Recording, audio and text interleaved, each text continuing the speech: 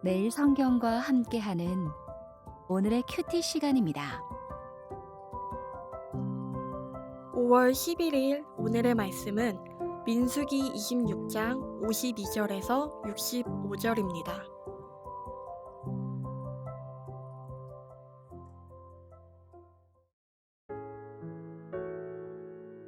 여호와께서 모세에게 말씀하여 이르시되 이 명수대로 땅을 나눠 주어 기업을 삼게 하라.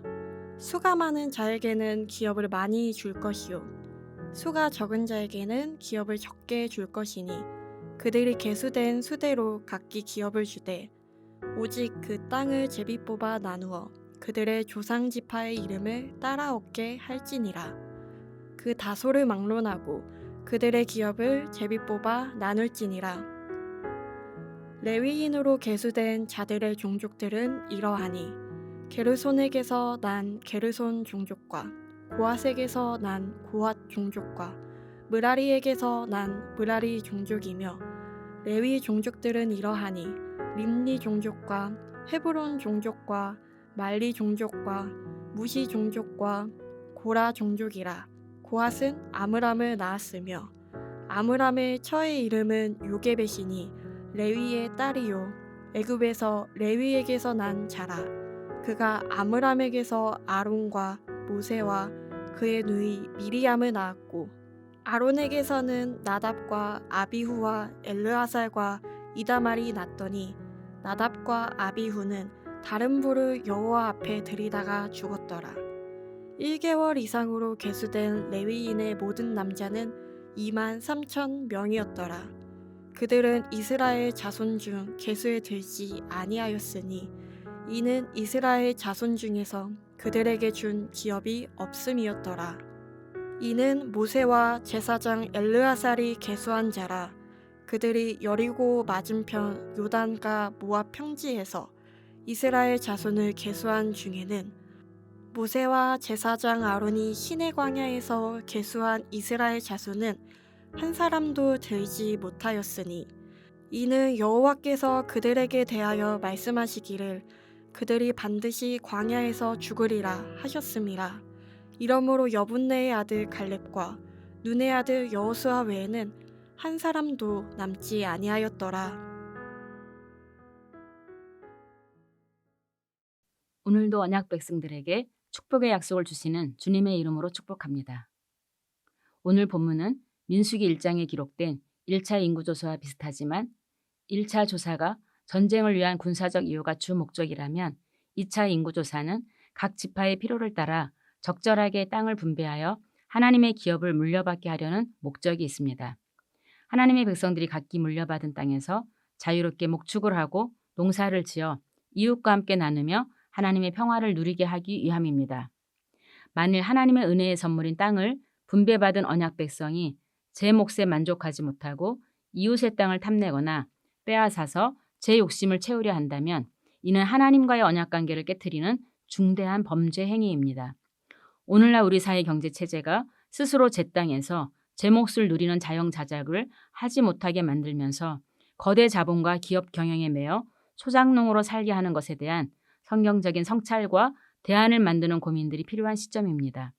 특히 거주할 곳을 찾지 못해 방황하는 사람들에게 안전하게 머물 수 있는 자리를 만들어주는 플레이스 메이커로서의 사명이 언약 자손들에게 있음을 깨닫습니다. 하나님은 하나님의 백성의 필요에 따라 땅을 부여받을 수 있도록 모세에게 지침을 주십니다. 먼저 사람 수에 따라 땅을 나눠줌으로써 수가 많은 지파에게는 많이 주고 수가 적은 지파에게는 적게 줘서 공평하게 했습니다. 공평이란 서로가 제 몫에 만족하며 이웃의 몫을 인정하고 존중해 주는 것입니다. 하지만 땅의 위치를 정하는 일에는 수가 많은 지파가 우위를 점령해서 좋은 땅을 독차지하지 않도록 제비를 뽑는 방식으로 땅을 분배하게 했습니다. 저마다 자기 능력대로 차지하라고 했다면 승자 독식의 사회가 되어서 서로 좋은 땅을 차지하려고 이웃과 경쟁하며 큰 혼란을 일으켰을 것입니다. 하지만 제비뽑기를 통해 사람들 마음대로가 아닌 하나님의 뜻에 따라 정해진 선물에 모두가 감사할 수 있는 조건이 되게 했습니다. 그런데 레위 지파는 땅을 분배받지 못하고 성막 봉사를 위해 부름을 받았기에 따로 숫자를 세워서 48개의 성읍으로 흩어져 지내게 했습니다. 전국으로 흩어져서 이스라엘 백성들을 영적으로 지도하며 하나님을 섬기는 일을 하게 되는 레위인들이 물려받은 기업은 땅이 아니라 땅을 주시는 하나님 자신임을 다시 확인해 주십니다. 우리가 물려받은 기업, 우리가 물려줄 기업 역시 하나님임을 확인하면서 우리의 섬김을 통해 다음 세대가 하나님의 백성의 세계관을 형성하며 하나님 나라 이야기 속에 은혜의 삶을 이어가기를 기도하게 됩니다. 레위인들의 순을 세는 중요한 계보에서 요게벳과 미리암 두 여성의 이름에 대한 기록이 유의미하게 다가옵니다.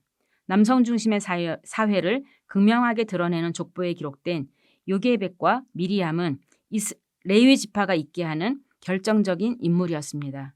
앞서 어제 본문인 26장 33절에서 슬로브와 딸들의 이름에 대한 상세한 기록도 다음에 있을 땅 분배에서 여성들이 새로운 역사를 만들어가고 있다는 점에서 매우 특별한 장면입니다.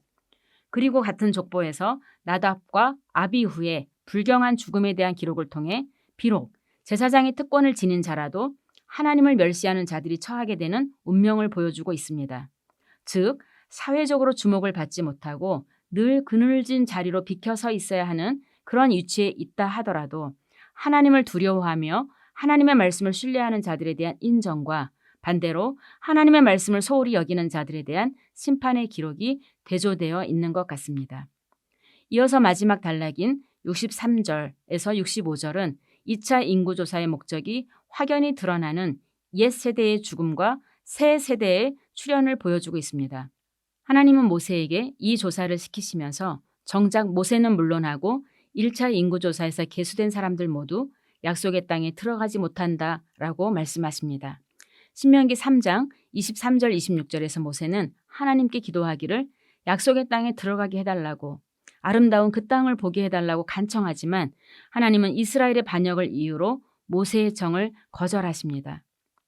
민수기 14장에서 그들이 하나님을 원망하며 차라리 광야에서 죽었으면 좋았겠다라고 하는 말에 하나님은 너희의 말이 내 귀에 들린 대로 내가 너희에게 행하리니 하고 말씀하시면서 하나님을 원망하는 전부의 시체가 광야에 엎드러질 거라고 말씀하셨는데 다시 그 말씀을 확증하고 계시는 겁니다.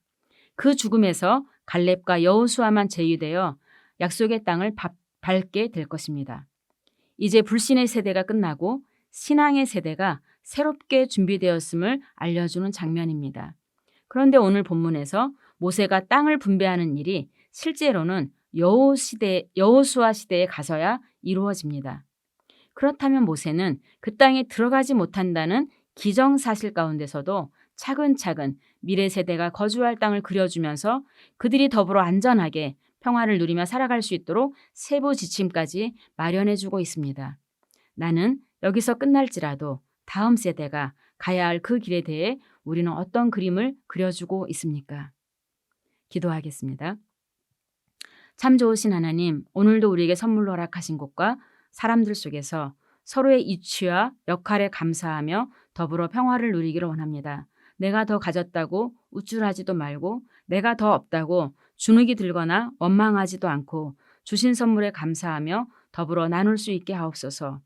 더불어 자기 자리를 찾지 못하는 이들에게 손을 내밀어서 그들이 쉴 곳을 마련해 줄 수 있는 길을 찾을 수 있도록 우리에게 사랑의 지혜를 더하여 주옵소서. 예수님의 이름으로 기도합니다. 아멘.